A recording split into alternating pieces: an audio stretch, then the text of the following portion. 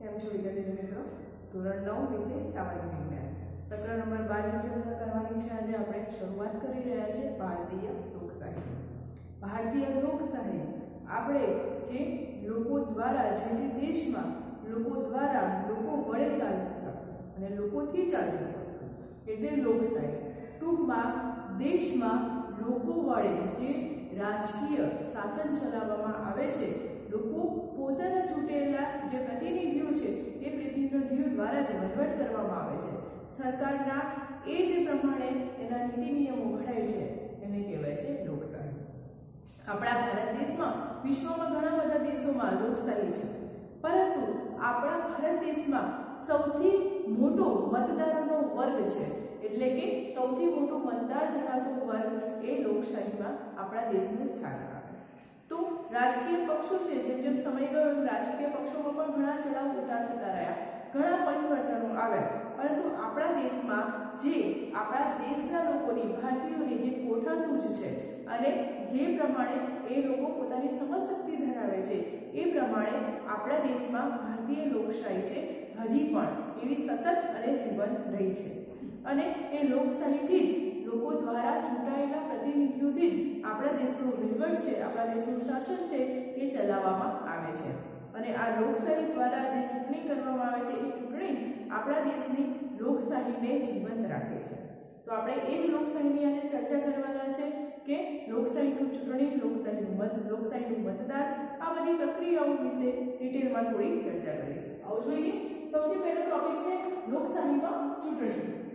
આપણા દેશની જે શાસન વ્યવસ્થા છે એ શાસન વ્યવસ્થામાં ભિન્નતા છે, છતાં પણ દરેક દેશની લોકશાહીમાં મતાધિકાર અને મતદાન છે એ સર્વમાન્ય બાબત છે. દરેક દેશમાં કે શાસન વ્યવસ્થા હશે એ અલગ અલગ પ્રકારની હોઈ શકે છે તો છે, પરંતુ એમાં ચૂંટણી જે હમણાં અમેરિકામાં જ થઈ એ ચૂંટણી છે, તો ચૂંટણી આપણા દેશમાં પણ થાય છે અને અમેરિકામાં પણ થાય છે. અને એ ચૂંટાયેલા લોકો જ્યારે વોટ આપે છે અને એમાં સૌથી વધારે વોટ મેળવીને જે વિજેતા બને છે એ જ રીતે દેશમાં શાસન કરે છે. એટલે કે ભલે દરેક દેશમાં શાસન વ્યવસ્થા અલગ અલગ હોય, પરંતુ મતદાર અને મતાધિકાર આ બંને બાબતો છે એ બાબતો દરેક દેશમાં સમાનતા છે કે સર્વમાન્ય બાબત છે. મતદાર ચૂંટણી વખતે પોતાનો મત આપીને લોકશાહીને જીવંત રાખવામાં સહયોગી બને છે. મતદાર છે જ્યારે એ પોતાનો વોટ આપે છે, જ્યારે પણ તમે ચૂંટણી આવે ત્યારે તમે જોશો તો કહે છે કે તમારો વોટ એ તમારો અધિકાર છે, મત આપવો એ તમારો અધિકાર છે અને એ અધિકારને તમે જીવવા રાખો, ને તો કોઈક ખોટો પક્ષ આવી જશે અને એ વિજેતા બનશે તો દેશનું શાસન છે, શાસન વ્યવસ્થા છે એ ખોરવાશે. એટલે તમે બધા સહયોગી બનીને તમારા અધિકારનો ઉપયોગ કરીને કોઈ યોગ્ય વ્યક્તિને ચૂંટી લાવો. માટે મત આપવો એ જે વ્યક્તિનો છે એ વ્યક્તિનો પોતાનો અધિકાર છે અને એક મત આપીને લોકશાહીને જીવંત રાખી શકે છે. આપણા દેશમાં સંસદીય વ્યવસ્થા છે, સંસદ છે. તમે જો આગલા પાઠમાં જોઈ ગયા તો રાજ્યસભા છે એ ઉપલું ગૃહ છે અને લોકસભા છે એ નીચલું ગૃહ છે, એટલે કે લોકોથી ચાલતું શાસન એમાં કરવામાં આવે છે.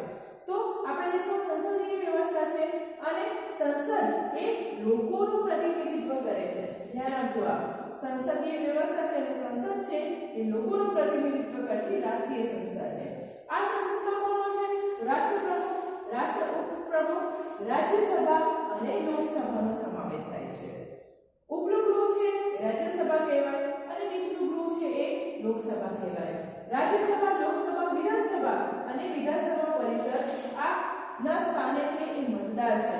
તો આ જેટલા સભામાં લોકસભા હોય, રાજ્યસભા હોય, કેન્દ્ર સભા હોય કે વિધાનસભા હોય, આ કંઈ પણ સભા હોય તો આ સભા હોય એના જે સભ્યો છે એ મતદાર છે. જ્યારે મતદાર એમને વોટ મળે છે ત્યારે જ એ પ્રતિનિધિઓ છે અહીંયા બેસવાના લાયક બને છે, ત્યાં એ બેસી શકે છે, હાજરી આપી શકે છે. તો એના કેન્દ્રમાં મતદાન છે. તો આ ત્રણેય સભાઓ છે એ સભાઓ લોકો મતદાન કરે છે, એમના ચૂંટી કાઢેલા પ્રતિનિધિઓ છે એમને એ લાવે છે અને એમના દ્વારા જ વહીવટ ચલાવવામાં આવે છે. એટલે આ કેન્દ્રમાં છે એ આ ચૂંટણીઓના કેન્દ્રમાં જે છે મતદાન છે. મતદાન વોટ આપે છે ત્યારે ચૂંટણી થાય થાય છે અને એ ચૂંટણી દ્વારા જ વોટ મેળવીને પ્રતિનિધિત્વ છે કે જે વ્યક્તિ હોય એ વધારે વોટથી જીત મેળવીને આ લોકસભા, વિધાનસભા હોય કે રાજ્યસભા હોય એમાં એ પોતે ઉમેદવાર બની શકે છે અને પોતાનો ત્યાંનો સભ્ય છે એ બની શકે છે. હવે વાત કરીએ લોકશાહી અને મતદાર. તો મતદાર છે, મતદાર અને લોકશાહી સાથે શું સંબંધ છે? મતદાર છે દરેક વ્યક્તિ છે, દરેક નાગરિક છે, એ નાગરિકને મત આપવાનો અધિકાર છે. શરત એટલી છે કે એ 18 વર્ષ કે તેથી વધારે ઉંમરનો હોવો જોઈએ. કારણ કે બાળકો એ પછીના છે એ સગીરો અને બાળકોનો સમાવેશ થાય. એટલે નાનું બાળક હોય તો એનામાં એટલી સમજશક્તિ ન હોય, સગીર હોય એ પણ કુંવરી વયનું હોય એટલે એનામાં એટલી મોટા સુધી સમજદારી ન હોય, એ અનુભવથી પરિપક્વ ન હોય. એટલે કે 18 વર્ષથી ઉપરના વ્યક્તિ હોય એ સમજદાર હોય, એનામાં સમજદારી એટલી વિકસી ગઈ હોય અને એ સારા ખોટાની પરખ મેળવીને વોટ આપી શકે છે. માટે એ વધારે 18 થી મોટી ઉંમરના વ્યક્તિ હોય એને મતદાર કહેવાય. તો જોઈએ આપણા દેશમાં સાર્વત્રિક અને પુખ્ત મતાધિકાર છે. સાર્વત્રિક એટલે કે દરેક લોકો આપી શકે છે અને પુખ્ત એટલે કે 18 વર્ષથી ઉપરના લોકો હોય, 18 વર્ષ થી વધારે ઉંમરના લોકો એ વોટ કરી શકે છે. એટલે એ 18 વર્ષથી મોટી ઉંમરની વ્યક્તિ અને તે તમામ જેના મતદાર યાદીમાં નામ નોંધાવેલા હોય, તમે જો ચૂંટણી આવશે ત્યારે સર્વે કરવા આવશે કે મતદારમાં નામ છે અથવા તમે નવું તમારું ચૂંટણી કાર્ડ હમણાં જ ગયું કે ચૂંટણી કાર્ડ નવું નોંધાવી શકો છો, એમાં સુધારા વધારા હોય તો કરી શકો છો, એટલે તમને આટલું ચૂંટણી કાર્ડ આપવામાં આવશે. એ મતદાર યાદીમાં નામ હોય એ દર્શાવે છે. એટલે મતદાર યાદીમાં નામ હોય, ભારતનો નાગરિક હોય એ વ્યક્તિ અને પુખ્ત વયનો હોય એ મતદાન કરી શકે છે. હવે અહીંયા નાદારી અને અસ્થિરતા સિવાય પ્રત્યેક વ્યક્તિને કોઈ પણ ભેદભાવ વગર, ના ધર્મ, ના જાત, ના ગરીબી, ના અમીરી, આવા કોઈ પણ ભેદભાવ વગર ભારતીય દરેક નાગરિક ખાલી એક નાદાર કે અસ્થિર મગજનો એટલે કે અસ્થિર મગજનો ના હોવો જોઈએ, બાકી એ મતદાન કરી શકે છે. પુખ્ત મતાધિકાર દ્વારા બંધારણે મતદાર પર વિશ્વાસ મૂક્યો છે. જો અહીંયા ના શિક્ષકનું કે એવું નથી કે શિક્ષિત ના હોય, અભણ વ્યક્તિ હોય તો એનામાં બહુ સમજ ના હોય, એવું પણ બંધારણ કહેતું નથી કે ફક્ત પુખ્ત મતાધિકાર એટલે માણસ 18 થી મોટી ઉંમરનો થઈ ગયો એટલે એનામાં એ સમજશક્તિ આવી ગઈ કે એ પોતાના સારા ખોટાની પરખ કરી શકે, એ યોગ્ય પ્રતિનિધિને ચૂંટી શકે, યોગ્ય વ્યક્તિની એ પરખ કરી શકે. એટલા માટે ના શિક્ષણની જાગૃતિ, ના શિક્ષણનો અભાવ, ના ગરીબી, આવા કોઈ પણ ભેદભાવ, આવી કોઈ પણ ભેદ રાખ્યા વગર ફક્ત પોતાને પુખ્ત મતાધિકાર દ્વારા જે બંધારણ છે આપણા બંધારણે ભારતીય નાગરિક પર વિશ્વાસ મૂક્યો છે.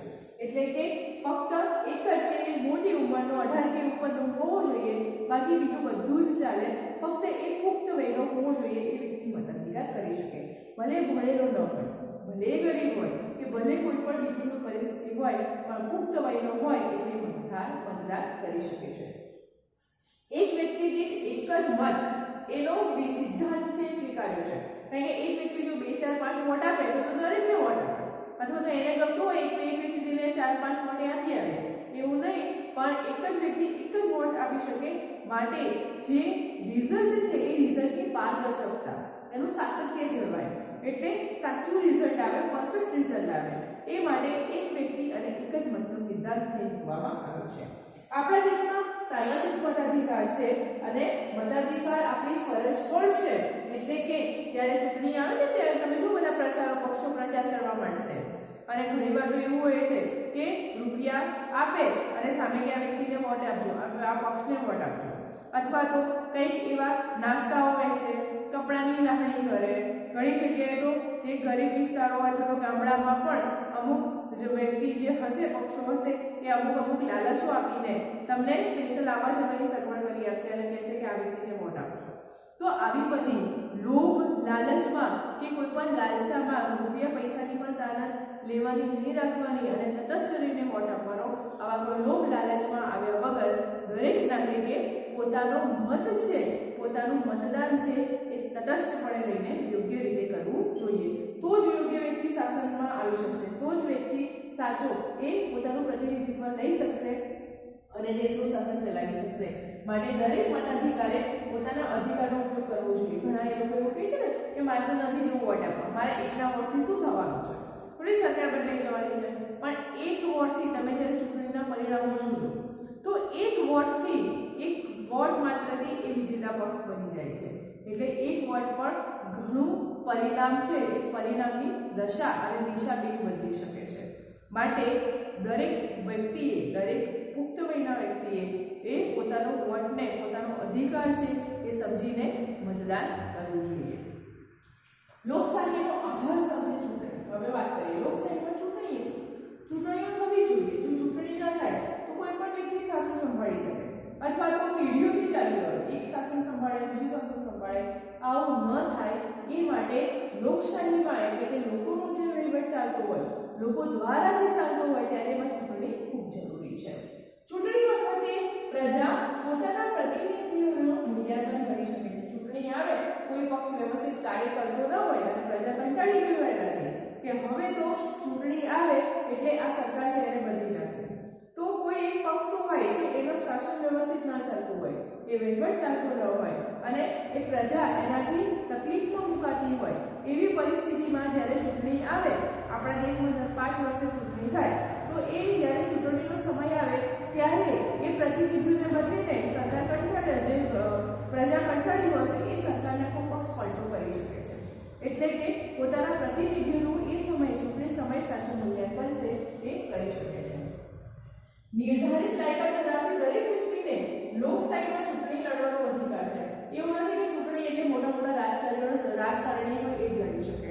જો કોઈ વ્યક્તિ હોય એ રાજકારણમાં ઇન્ટરેસ્ટ ધરાવતી હોય અને એ સારા એવા કાર્ય કરવા માટે સમર્થ હોય, યોગ્ય લાયકાત એવી ધરાવતી હોય, તો એ વ્યક્તિ લોકશાહીમાં એને ચૂંટણી લડવાનો અધિકાર છે. રાજકીય પક્ષો ઉપરાંત અપક્ષ ઉમેદવારો પણ ચૂંટણી લડી શકે છે. આ જે ખાસ બાબત છે કે એવું નથી કે રાજકીય આપણામાં કોઈ મેઇન 2 પક્ષો હોય તો કોંગ્રેસ, ભાજપ અને બીજા અપક્ષ ઉમેદવારો હોય, તો એવું નથી કે આ 2 પક્ષો જ લડી શકે, પણ એના સિવાય કોઈ અપક્ષ ઉમેદવારો હોય એ પણ ચૂંટણીમાં ઉભા રહી શકે છે અને ચૂંટણી લડી શકે છે. ચૂંટણીમાં રાજકીય પક્ષ અથવા તો જે રાજકીય પક્ષોના બંધનથી સૌથી વધારે ઉમેદવારો વિજેતા બન્યા હોય તે સત્તા પર આવે છે. ઘણા રાજ્યોમાં જો તો ઘણા રાજ્યોમાં ભાજપની બહુમતી હશે, તો ઘણા રાજ્યોમાં કોંગ્રેસની બહુમતી હશે, તો આવા સમયે જે પક્ષો જીત્યા હોય એમના ગઠબંધન દ્વારા તે સત્તા પર આવી શકે છે. લોકશાહી વ્યવસ્થામાં આપણી ટોચની સંસ્થા સંસદ અને પાયાનો એકમ ગ્રામ પંચાયત છે. આ એક ક્વેશ્ચન છે, ખાસ ધ્યાન રાખજો કે લોકશાહીમાં સંસદ છે એ શું છે? તો એ આપણી ટોચની સંસ્થા છે અને લોકશાહીમાં પાયાનો એકમ કોને ગણવામાં આવે છે? તો ગ્રામ પંચાયતને. ગ્રામ પંચાયત, તાલુકા પંચાયત, જિલ્લા પંચાયત જેવી સ્થાનિક સ્વરાજ્યની સંસ્થાઓ, સ્થાનિક સ્વરાજ્યની સંસ્થાઓ છે કઈ છે? તો ગ્રામ પંચાયત છે, જિલ્લા પંચાયત છે, તાલુકા પંચાયત છે, આ બધી છે એ સ્થાનિક સ્વરાજ્યની સંસ્થાઓ કહેવાય. આ સિવાય નાના શહેરોમાં નગરપાલિકા અને મોટા શહેરોમાં મહાનગરપાલિકાની ચૂંટણીઓ પણ થાય છે. એમાં પણ મતદાન દ્વારા જ ઉમેદવારો છે એ વધારે બહુમતી મળે તો જ એ જીતી શકે છે અને તો જ એ સત્તા પર આવી શકે છે. દરેક વોર્ડમાં ઉમેદવારો ઊભા હોય અને એને વોટ આપી બહુમતીથી જીતાડવા માટે પણ પ્રજાનો ફાળો છે, લોકોનો ફાળો મહત્વનો છે. એટલે નગરપાલિકા નાના શહેરોમાં અને મહાનગરપાલિકા મોટા શહેરોમાં એમની ચૂંટણી પણ મતદાનથી જ કરવામાં આવે છે. ચૂંટણી એ લોકશાહીને જીવંત અને ધબકતી રાખે છે. ખૂબ જ જરૂરી છે કે લોકશાહી એટલે એની વ્યાખ્યામાં થયું કે લોકો વડે ચાલતું શાસન. તો લોકો વડે શાસન ક્યારે ચાલે? કે જ્યારે લોકો પોતાની બહુમતી છે અથવા તો પોતાની મરજી મુજબ વહીવટ કરવામાં આવે, લોકો સમૂહમાં ભેગા થઈને એ પક્ષને વિજેતા બનાવે અને એ જ પક્ષ શાસન કરે. માટે આ ચૂંટણી છે એ લોકશાહીને ધબકતી રાખવા અને જીવંત રાખવા માટેનું અગત્યનું પરિબળ છે.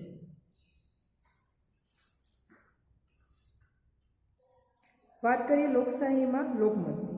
આપણા દેશમાં પ્રતિનિધિત્વ લોકશાહી છે. અહીં મતદાન દ્વારા વિજેતા જાહેર થાય છે અને તે પ્રતિનિધિ બને છે.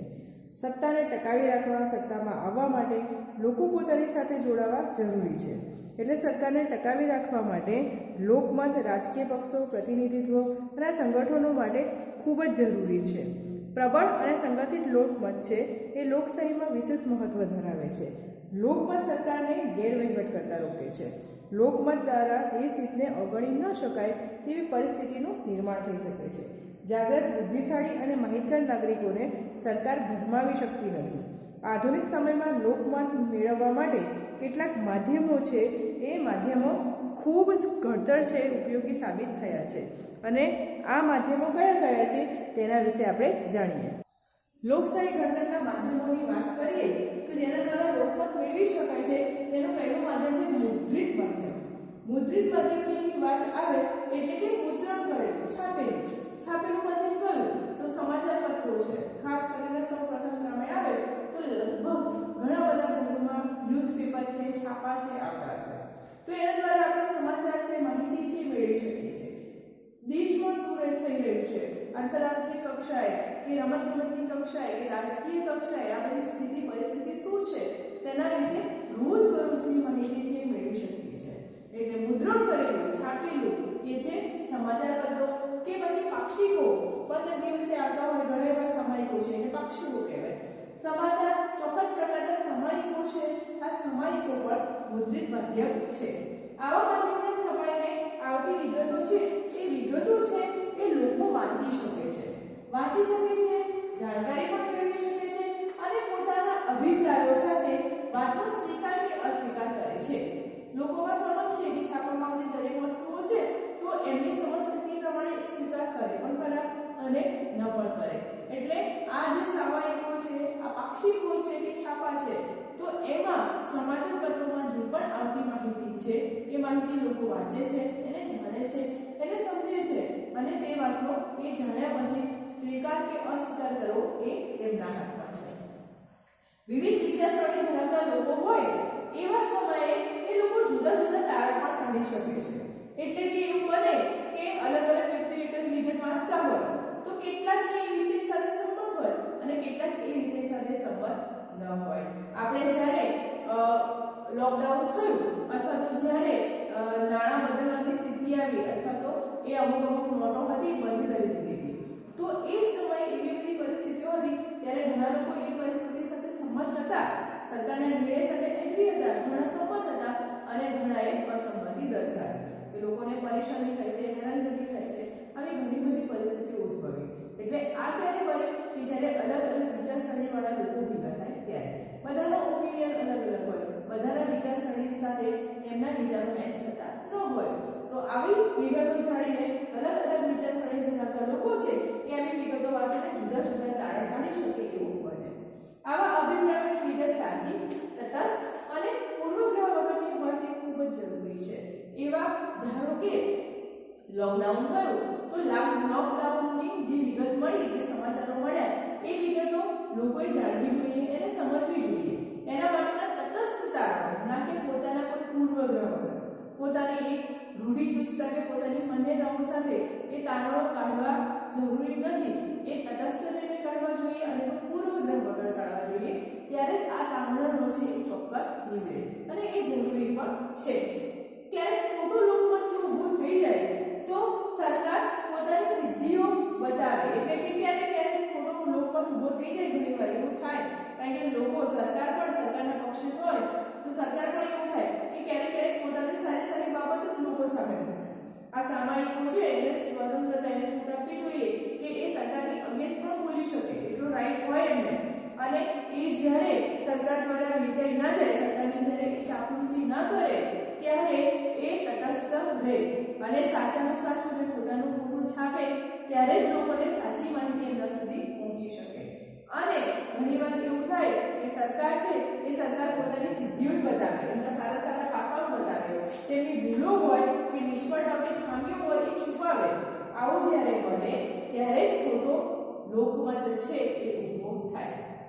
અને આવો ખોટો લોકમત ઊભું ન થાય માટે અખબારી સ્વતંત્ર હોવું જરૂરી છે. આ સ્વતંત્રતા હોય અખબારને કે સાચાની ભલે સરકાર રહે, ભલે મોટો અધિકારી હોય કે ભલે પોલીસ ઓફિસર હોય, પણ સાચી જ વિગતો રજૂ કરવી અને સાચી જ બાબતો પર લોકોની જાણકારી માહિતી આપવી, આવી અખબારી સ્વતંત્રતા હોવી જરૂરી છે. અને આ હોય ત્યારે જ લોકો સમક્ષ સાચી માહિતી પહોંચી શકે છે. એટલે આપણા દેશમાં પ્રદેશ, ભાષા કે સંસ્કૃતિની વિવિધતા છે અને એ માટે પ્રાદેશિક ભાષાના અખબારો છે એ વાચકોના આકર્ષણનું કેન્દ્ર બન્યા છે.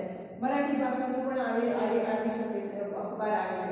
મરાઠી પ્રદેશમાં ગુજરાતી હોય તો ગુજરાતી ભાષાનું પ્રાદેશિક જે સામાયિક ગુજરાતી ભાષામાં આવે તો અલગ અલગ પ્રાદેશિક જે ભાષાઓ છે, સંસ્કૃતિ છે, એ પ્રમાણે દરેક પ્રદેશમાં અલગ અલગ અખબારો ભાષાના એમની પ્રમાણે હોય. રાજસ્થાનીમાં રાજસ્થાની ભાષા વપરાતી, મારવાડી ભાષા હોય, પંજાબમાં પંજાબી ભાષા વપરાતી હોય, બંગાળમાં બંગાળી હોય. તો એ પ્રાદેશિક અખબારો છે એ ભાષા છે એને પ્રમાણે માહિતી આપે છે અને આકાશવાણી કેન્દ્ર બન્યા છે.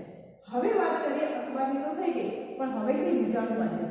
વિજાણુ માધ્યમ એટલે શું? વિજાણુ ઇલેક્ટ્રોનિક, એની સાથે તમને યાદ આવે ઇલેક્ટ્રોનિક ગેજેટ, મોબાઈલ છે, ટેલિફોન, પછી ટીવી, રેડિયો, ઇન્ટરનેટ. તો આ બધા થયા વિજાણુ માધ્યમ.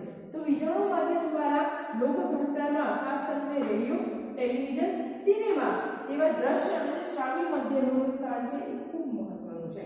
દ્રશ્ય એટલે કે જેને જોઈ શકીએ અને શ્રાવ્ય એટલે આપણે સાંભળી શકીએ. તો એ બંને કામ કરી શકે છે. તો એવા રેડિયો છે, ટીવી છે, સિનેમાઘરો છે. તો આવા જે ઇલેક્ટ્રોનિકથી ચાલતા છે એને વિજાણુ માધ્યમ કહેવાય. તો એ લોકોના આકર્ષણનું કેન્દ્ર બન્યા છે અને એમના જીવનમાં પણ એમનું સ્થાન મહત્વનું છે. હાલ કોઈ ઘરે એવું નહીં હોય કે જેમના ઘરે ટીવી ના હોય, જેમના ઘરે રેડિયો ના હોય, અને આના વગર લોકો પોતાનું જીવન છે અધૂરું માને છે. હશે ભાગ્ય કોઈ ઘર, પણ મોટા ભાગના ઘરોમાં રેડિયો અને ટીવી તો હશે જ. તો માટે મહત્વનું છે લોકોમાં એમનું સ્થાન.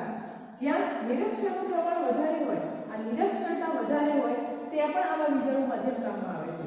એટલે કે જે લોકો વાંચી નથી શકતા, લખી નથી શકતા, એ સાંભળીને તેમને ખબર પડે છે કે દુનિયામાં શું થઈ રહ્યું છે. એ જોઈને, સમાચારો જોઈને તેને ખબર પડી શકે છે કે સરકારમાં આવી ઉથલપાથલ થઈ રહી છે, રાજકીય પક્ષો આવું થઈ રહ્યું છે, કે દેશમાં આવું થઈ રહ્યું છે, સરહદે આંતરરાષ્ટ્રીય કક્ષાએ, રમતગમતના ક્ષેત્રે. તો એ બધી માહિતી છે એ મળી શકે છે. જ્યારે વ્યક્તિ નિરક્ષર હોય ત્યારે પણ આ માધ્યમો છે ખૂબ જરૂરી છે. ટેલિવિઝન કે રેડિયો દ્વારા તે જ સમયે જીવન પ્રસારણ દ્વારા વ્યક્તિ છે એ સરળતાથી માહિતી, સાચી માહિતી મેળવી શકે છે. હવે તમે જો ટીવીમાં તમે સમાચાર જોયા છો તો લાઈવ બતાવતા હશે, લાઈવ ટેલિકાસ્ટ. તો જે સમયે જે ઘટનાઓ થઈ રહી છે, ચૂંટણી થતી હોય તો ચૂંટણીનું લાઈવ ટેલિકાસ્ટ બતાવશે કે જે તે સ્થળ હશે, જે તે જગ્યા હશે, તે જગ્યાનું તમને લાઈવ ત્યાં જે તે જ પ્રક્રિયાઓ બતાવશે અને ત્યાં મતદાન થતું હશે એ તમને બતાવશે. આવી ઘણી બધી ઘટનાઓ છે. ક્યાંક કંઈક જે રસ્તાઓ છે એ રસ્તાઓનું સમારકામ ચાલી રહ્યું હોય, અથવા તો કોઈ જગ્યાએ કોઈ સમારંભ હોય, કાર્યક્રમ હોય, આ વચ્ચે જે આપણે કેવડિયા કોલોની હતી તો ત્યાં ઉદ્ઘાટન થયું હતું. તો એ ઉદ્ઘાટન છે, એનું પ્રોગ્રામ છે, એ બધું એ સમય લાઈવ બતાવીએ, જેથી તમને ઘરે બેઠા પણ એ જગ્યાએ તમે પહોંચી જાઓ, એ જગ્યાનું લાઈવ તમે આનંદ લો એવી તમને માહિતી મળે સરળતાથી. ધારાવાહિકો છે એટલે કે સિરિયલ, નાટકો, ફિલ્મ દ્વારા મનોરંજન તો મળે છે અને આ એન્ટરટેનમેન્ટની સાથે સાથે કેટલીક જાગૃતતાની માહિતી, જે લોકોમાં જાગૃતિ આવે, એમના મનમાં જે રૂઢિઓ ઘર કરી રહી છે, અસ્પૃશ્યતા છે, ગરીબી છે, દહેજ પ્રથા છે, શોષણ થઈ રહ્યું છે, આવી પરિસ્થિતિમાં પણ એ લોકો આવી સમસ્યાઓની રજૂઆત કરે અને એ રજૂઆત દ્વારા લોકોને જ્ઞાન આપે કે અસ્પૃશ્યતા છે એ ખોટી બાબત છે, દહેજ પ્રથા, દહેજ ના લેવું જોઈએ, એના કાયદાઓ આવા છે, બીજી એવી ઘણી આર્થિક અને સામાજિક સમસ્યાઓ છે. એ સમસ્યાઓનું પ્રસારણ કરીને અથવા તો એવી સિરિયલો, એવા નાટકો છે કે એવી માહિતી આપીને લોકોમાં જાગૃતિ છે એ કેળવી શકાય છે. એટલે લોકમત છે એ મેળવી શકાય છે કે ના, દહેજ પ્રથા નાબૂદ કરવી જ જોઈએ. દીકરી તો સારું કહેવાય કે દીકરી બેટી બચાવો બેટી પઢાઓ અભિયાન તો આ ટીવી દ્વારા જ કરવામાં આવે છે કે ટીવીથી લોકોમાં જાગૃતિ મળે અને લોકોને ખબર પડે કે દીકરીનું મહત્વ શું છે. અને દીકરીઓ છે તો દીકરીઓ પણ દેશનું ઉજ્જવળ ભવિષ્ય ઘડી શકે છે. એ પોતાના માતા પિતાનું નામ રોશન કરી શકે છે, સાથે સાથે દીકરીઓ પણ આ કામ કરી શકે છે અને તેથી આ ટીવી દ્વારા જોઈને જાગૃતતા આવશે. કાયદાઓની પણ સમજ પડશે કે આ શોષણ ના કરીએ, દહેજ ના લઈએ કે દહેજ લઈએ તો આવા ગુના થઈ શકે છે અને તેમને જેલની પણ સજા થઈ શકે. જેથી સ્પષ્ટ લોકમત લોકોને ખબર પડે, એટલે લોકોને ખબર પડે કે આ પરિસ્થિતિ સાચી છે અને આ પરિસ્થિતિ ખોટી છે. આગળ જોઈએ તો આજકાલ બીજી વાત કરીએ તો માહિતી એટલી ઝડપી બની છે ટેકનોલોજીના લીધે કે જેથી ઇન્ટરનેટ અને સેલફોન પણ ખૂબ જરૂરી છે. આજે કહીએ છીએ કે માણસની સવાર છે એ સવાર પહેલા મોબાઈલ જોવાની સાથે એની આંખ ખુલે એટલે એની પાસે એને પહેલો એનો ફોન જોઈએ. અને અત્યારે એવું કહેવાય છે કે ફોન વગર એક ટાઈમે માણસના જે પર્સમાં વોલેટ ના હોય તો ચાલે, પણ ફોન તો હોવો જોઈએ. મોબાઈલ ફોન સારી બાબત છે, સારા પાસાઓ પણ છે અને ક્યાંક એવા ખરાબ પાસાઓ પણ છે. તો સેલફોન છે એ ઇન્ટરનેટ છે અને આના માધ્યમો દ્વારા પણ લોકો છે એ પોતાના કે એકબીજા સાથે પોતાના સંપર્કમાં છે, એ આત્મજનોના સંપર્કમાં કે ફ્રેન્ડ છે કે ઘણા બધાના સંપર્કમાં છે એ રહી શકે છે, માહિતી મેળવી શકે છે અને આ ઇન્ટરનેટના માધ્યમો છે એ વિચારોને ફેલાવવાનું પણ કામ કરે છે. આજે લોકમત મેળવવા માટે વિજ્ઞાન માધ્યમનો બહોળા પ્રમાણમાં ઉપયોગ થાય છે, ખૂબ જ વધારે. ઇન્ટરનેટનો યુઝ આજકાલ દરેક વ્યક્તિ કરે છે. આ માહિતી એમાં બે પ્રકારે છે, દરેક વસ્તુના સારા પાસા પણ હોય અને ખરાબ પાસા પણ હોય. પણ સારા પાસાને આપણે કેળવવા, આપણી પાસેથી સમજ હોય, પણ જ્યારે ખરાબ પાસા હોય તો ઇન્ટરનેટના માધ્યમ દ્વારા કેટલાક જે અમુક અસામાજિક તત્વો છે કે વિધ્વસ ખોટા કે શોષણ કે આવા ગુનાખોરી કે આવા ક્રિમિનલ જેવા ઘણું બધું એવું કામ થઈ રહ્યું છે કે જે ખોટું છે અને આ ખોટા કામને રોકવા માટે લોકોએ જાગૃત થવું પડશે અને સરકાર દ્વારા પણ એ જે આ બધું ઇન્ટરનેટના માધ્યમ દ્વારા ખોટી માહિતીનો પ્રસાર પ્રચાર થઈ રહ્યો છે કે આવા વિધ્વસ ખોટા છે કે આવા શોષણના કાયદા છે કે અમુક ખોટી માહિતી છે એ માહિતીને રોકવી પડે. ગુનાઓ પણ એના થકી થઈ રહ્યા છે ઘણા બધા કે ઇન્ટરનેટથી તમે જોયું હશે તો ઇન્ટરનેટથી ઘણા છેતરપિંડી થઈ, ઠગાઈ થઈ, તો આવી બધી આ બધું છે એ આ બધા નિયંત્રણો પણ લાવવા પડશે. તો તટસ્થ વિગતો કે જાણકારી વગર આધુનિક સમયમાં આ ઘટનાની માહિતી ઝડપથી ફેલાઈ રહી છે. આવી ખોટી વિગતોના આધારે લોકોમાં ખોટો જે લોકમત છે એ ઊભો થાય છે અને આવો લોકમત કેળવાય નહીં એટલા માટે ગમે તેવા ખોટા પ્રસારણ હોય, કોઈ ગમે તે ખોટી માહિતી તમને બતાવે પણ એના પર તરત વિશ્વાસ કરી લેવો જોઈએ નહીં. એવી છેતરપિંડી ઠગાઈઓ પણ ઘણી બધી થઈ શકે છે. અને જ્યારે ચૂંટણીની વાત કરીએ ત્યારે ચોક્કસ લોકમતનો સર્વે કરવામાં આવે છે ચૂંટણીના સમયે. એવું કહે છે કે તમે કયા પક્ષને વોટ આપશો, તો તમે શું ઈચ્છો છો કયો, તમે એવું ન્યૂઝ ચેનલોમાં પણ ઘણું પ્રસારણ થાય છે. તમને રિપોર્ટર આવશે, તમને પૂછશે શું તમને લાગે છે કયા પક્ષને વોટ આપવો જોઈએ અથવા તો કઈ સરકાર આવવી જોઈએ. તો આવું છે એ આવો લોકમત છે એનો સર્વે કરવામાં આવે છે અને જેને કહેવાય છે ઓપિનિયન પોલ. આ પરીક્ષામાં પૂછાઈ શકે છે ઓપિનિયન પોલ કોને કહેવામાં આવે. તો ચૂંટણી સમયે ચોક્કસ લોકમત મેળવવા માટે લોકોનું લોકમત શું છે એ જાણવા માટે સર્વે કરવામાં આવે છે અને આ સર્વેને કહેવાય છે ઓપિનિયન પોલ. આ ઓપિનિયન પોલ સાચો પણ હોઈ શકે અને ખોટો પણ હોઈ શકે. એ જરૂરી નથી કે સાચો જ હોય લોકોનો મત, તો એ એટલો ક્યારેક સાચો પણ હોઈ શકે અને ખોટો પણ હોઈ શકે છે. લોકોની વાત, વિચાર, વિગત સરકાર સુધી પહોંચે એ માટે સરકારે પણ પોતાની યોજનાની વિગતો અને સિદ્ધિઓ એ લોકો સુધી પહોંચાડવા માટે આ માધ્યમો છે એ જરૂરી બન્યા છે. માધ્યમો બંને પ્રકારથી કામ કરી શકે. લોકો છે આજે તમે જુઓ તો તમે એફબી ઉપર જોશો કે ઇન્ટરનેટ ઉપર જોશો તો ક્યાંક કંઈક કોઈ વસ્તુ અનિચ્છનીય બની ગઈ છે કે કોઈ ખોટી ઘટના બની રહી છે, કોઈ સામાન્ય વ્યક્તિ પર અન્યાય થઈ રહ્યો છે કે અત્યાચાર કરવામાં આવ્યો છે તો તરત લાઈવ કાસ્ટ બતાવશે અને એ લાઈવ થવાથી ઘણા બધા લોકો છે એ વ્યક્તિને જોઈ શકે છે, તે ઘટનાની માહિતી મેળવી શકે છે કે સરકારના કોઈ કામો હોય તો એ પણ એ બતાવી શકે છે. આ બધું પોતાની વાતો જ્યારે સરકાર સુધી પહોંચાડવી હોય કે સરકાર આ ખોટું કરી રહી છે ત્યારે તમે જો રસ્તા પર ખાડા પડી ગયા હોય અથવા તો કોઈ વસ્તુ તૂટી ગઈ હોય, એનાથી વ્યક્તિનું એક્સિડન્ટ થઈ ગયું હોય તો મૃત્યુ પામ્યું હોય, ઘણી બધી એવી ઘટનાઓ દેશમાં થઈ રહી છે.